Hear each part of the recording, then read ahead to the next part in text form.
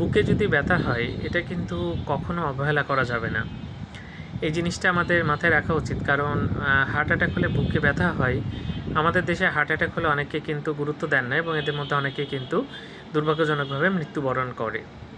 বুকে ব্যথা অনেক কারণেই হয়, সেগুলো কিন্তু খুব বেশি ডেঞ্জারাস না, কিন্তু যদি হার্টের কারণে বুকে ব্যথা হয় বা হার্ট অ্যাটাকের কারণে, সেটা কিন্তু ডেঞ্জারাস।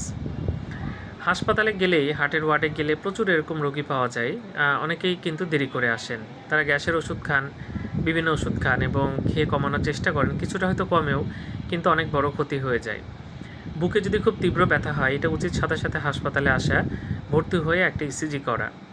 আবার কিন্তু অনেক সময় ইসিজিও নর্মাল থাকতে পারে, সেক্ষেত্রে আরও কিছু টেস্ট করা উচিত, করে দেখতে হবে যেটা হার্ট অ্যাটাক কিনা।